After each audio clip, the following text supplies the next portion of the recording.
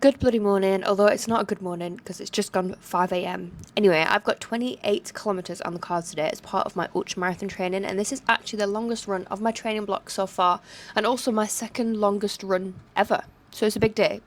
I'll be starting off my run with a run to the starting point of a race and then joining one of the Ultra Challenges in London to do, just a humble 28k. So I thought I'd take you through my morning. There, I was just struggling to open the jam jar for my peanut butter and jam bagel. I love a bagel pre-run. I find it just sits way better in the stomach than oats, for example.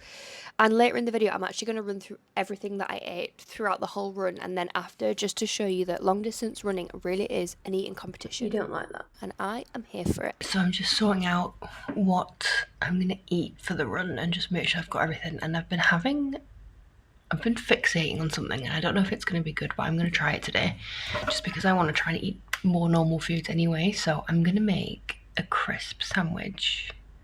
Is that weird? With white bread. I feel like it'd have loads of carbs and salt, and I feel like the texture will just be nice. These are my crisps of choice. These are elite, and I won't hear any different. I'm just editing this video, and while on the topic of crisps, which is actually something I feel very strongly about, I thought we would do my 4 tiers of crisps. I think these are just UK crisps, so I'm sorry if you're not from the UK. But let's start with getting the bin tier, which in my personal opinion are crisps that are offensive. First of all, mini cheddars. I don't even know if they're a crisp or a cracker, you tell me. Knickknacks, Twiglets, and any cheese and onion crisp. Get in the bin, you're disgusting. Meh tier is like, take it or leave it. I probably won't buy it, but if it's there, I might eat it. Any ready salted crisps. If you eat ready salted crisps, why? They're so boring. Don't get it. Quavers, weird. Next, we've got the love tier. Frazzles. I haven't had these in years, but when I was making this segment of the video, I just remembered Frazzles. They're amazing. Proper crisp, salt and vinegar ones, 10 out of 10. What's-it and Skips. All of these are great. Frazzles, What's-it and Skips have incredible textures, and I could eat them all day. The final tier is God tier, and there's a bit of a trend here because most of these are salt and vinegar. Can you tell salt and vinegar is my favourite crisp? So God tier, squares and discos. Discos should be illegal because the amount of salt that is on them could probably kill you, but they're so good. Kettle chips if you're feeling fancy. Chipsticks. And if you've not had these truffle crisps, you need to get to your nearest overpriced organic shop and get yourself a bag. They're probably like £6, but honestly, they're worth it. And then French fries. And that is my crisp tier. Do you agree? Do you disagree? How would you rearrange this? Cheese, gels, and serene balls. So I'm going to be pretty well fed.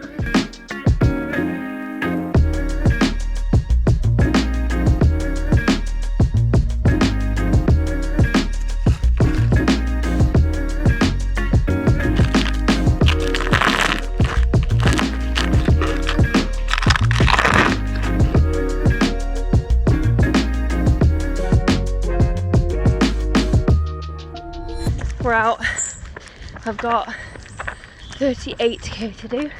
I woke up at 5, it's currently like 6:30. Got an 10k run to the starting point of a race, which is part of the Thames Path Ultra 100, but there's a part where I can do 28k, so I'm going to join there. I was in a bit of a rush, so I started running quite quick. I've basically got to make it there by 8 to make sure that I can sign up, because I haven't signed up yet because it was last minute and online entries are closed, so nothing like being in a rush when you're a slow runner. So I'm actually quite nervous for this run just because I missed all of my week of training last week because I was ill, including my 32k long run. So yeah, I mean, this feels like a big jump, but I had to do it. I'm not going for a set pace, it's just about getting it done, not hating it and not getting injured. So yeah, I have to say I am not a morning runner, but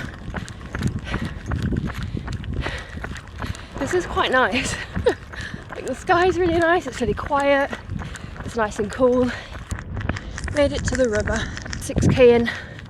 I'm crossing a bridge that's down here to get to the other side to get to Fulham, which is where my race, fingers crossed, starts if I can get a spot. London is so much nicer when there's nobody around. I have made it to the starting line of the Ultra. Obviously I'm not doing the Ultra, I'm doing the 28k, and I've been sat here for almost an hour, and I've got another half an hour to wait, and then I can go and run down to Hampton, basically do a little 28k and then do sweet fuck all day, because that's what it's all about. I had to buy a tea just to keep me warm because it's bloody freezing. It's like 7 degrees here. I was really not feeling the run this morning. Like, obviously who wants to wake up at 5 AM and then eat, force feed yourself and then go for a run, but I think that going out and doing part of a run and then joining a race is such a good idea, because when you're around other people that are doing a similar thing, it just completely changes the vibe. Like, I'm on my own, but I'm still looking forward to the run now, and I feel like I've got a way better chance of completing the distance had I just done this off my own back. So 8, 7,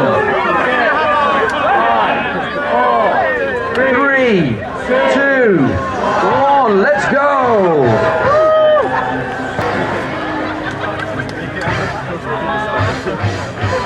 Joined the race and I'm off again. I'm like 12k in. Feeling alright. Beautiful weather.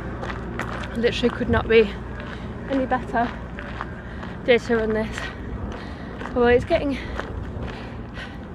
kind of warm, but I brought a really thin short sleeve with me and it's in the back of my vest. So yeah, I'm using the new to me Salomon Active Skin 5. I normally wear the 4. So far so good, honestly. Don't really know any major differences. Other than apparently it's better for like rubbing, because when I did the marathon I had short sleeves on, but the side of the vest was like digging in, so apparently this one you have less problems with that. But yeah, anyway.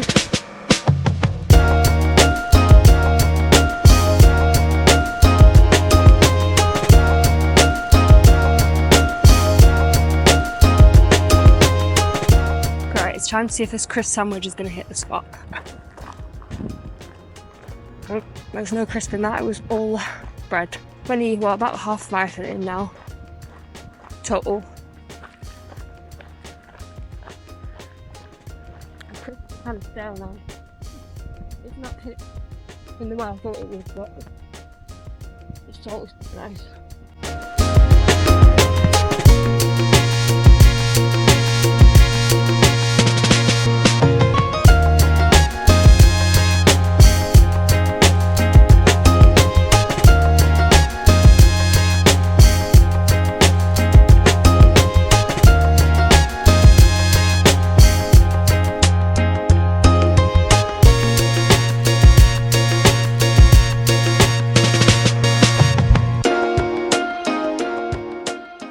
Guys, they weren't kidding about the ultra food selection being on point.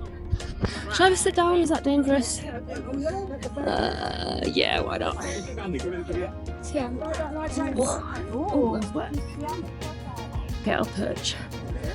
I got Hannah chocolate. It's not vegan, but YOLO. I also got a little track bar, and I'm gonna find some water because I'm gagging for a drink. So I might treat myself to a wee while I'm here.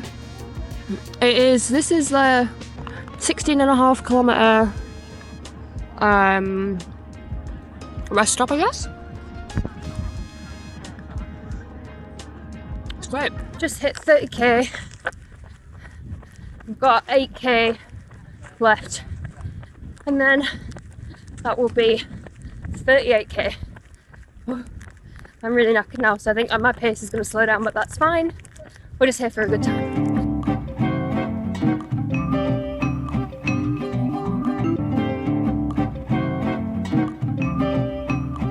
I went and did it. Oh my god. What?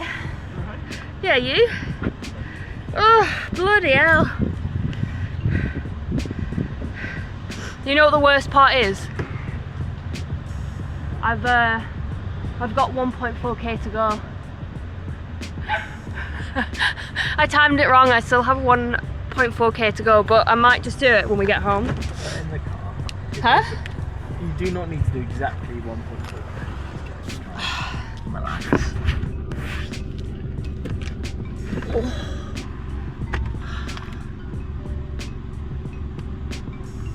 And there we are, I survived the longest run on my training block. I was on my feet for about 5 hours and 5 minutes, but the whole day was around 7 hours because that time didn't include the hour and a half I was waiting when I got to the race to run the race, and then my journey back home after the race to finish off the last 1.7k.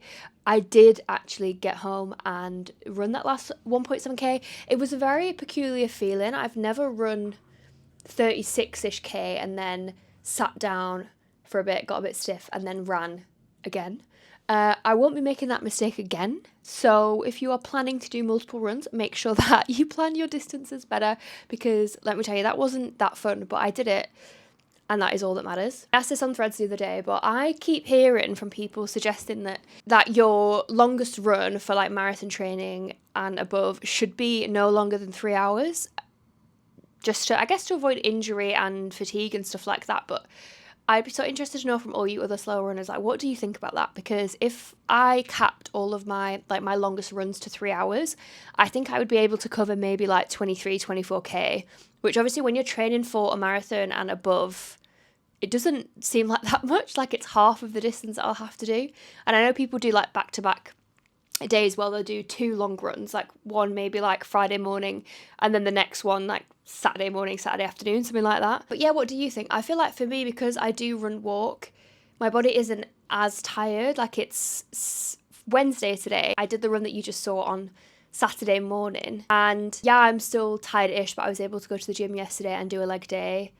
So I feel like I've recovered quite well. Do you know what I mean? And I'm coming up to a taper soon, so I don't know, I'm just keen to know what other slow runners do out there. I don't think there is a right or a wrong answer. I think obviously at the end of the day we just have to listen to our bodies and go with that. So in terms of food, here is everything that I ate before, during and after. Before my run, I had a bagel with peanut butter and jam. During the run, I had about 3 Serene bars, Percy Pigs, 2 Precision Fuel Chews, 1 Precision Fuel Gel, a crisp sandwich, a massive pain au chocolat. And then after the run, I had more crisps, a protein shake, doughballs, and pizza. I was practicing with some like actual food for this run because I think I will want to have some proper food for the ultra, just because I am going to be out for like 6.5 hours and I don't just want to rely on gels and sweets. I had 0 stomach problems, which is amazing. So I think I will be taking some sort of sandwich for my ultra and just making sure that, you know, I'm not afraid to have a pastry. Like, I know that my stomach can handle a pastry now, which is great. I try and eat as much as possible and eat maybe every like 20 to 30 minutes rather than eating every hour. I just prefer to graze as I go rather than trying to shove loads of food down, because when you're running, sometimes the last thing that you want to do is eat because you're just not hungry, and then you're obviously still moving, so sometimes it doesn't sit well. So I think little and often is a way better strategy than just like trying to shove loads of food down every hour. And it also avoids like energy dips. I think if you're just constantly grazing, you're less likely to bonk out, for me anyway. So yeah, I really hope that you enjoyed this video, and if you did, it'd be great if you could subscribe, leave me a comment and a little like, and I will see you in the next one.